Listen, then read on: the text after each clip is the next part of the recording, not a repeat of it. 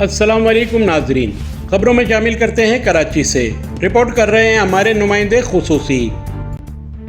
کراچی جماعت اسلامی کے منتخب بلدیاتی نمائندوں کی کاوشوں سے نیو کراچی ٹاؤن میں ترقیاتی کام جاری۔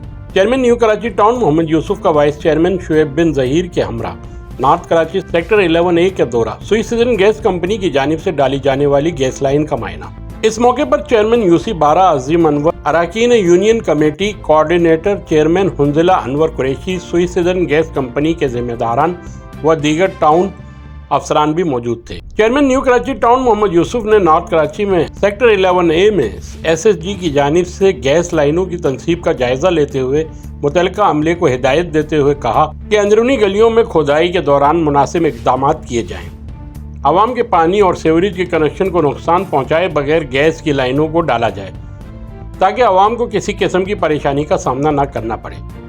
انہوں نے کہا کہ پچھلے دنوں نیو کراچی ٹاؤن میں گیس لائنوں کی تبدیلی کی وجہ سے کئی علاقوں میں واٹر اینڈ سیوریج کی لائنیں متاثر ہوئی ہیں اور عوام کی پریشانیوں میں اضافہ ہوا ہے۔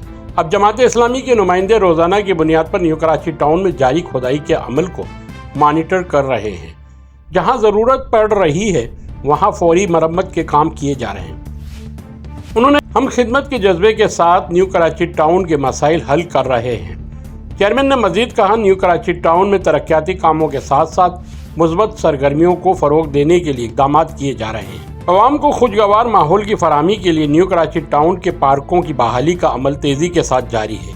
انشاءاللہ جلد نیو کراچی ٹاؤن بلدیاتی مسائل سے پاک خوبصورت ٹاؤن میں شمار ہوگا۔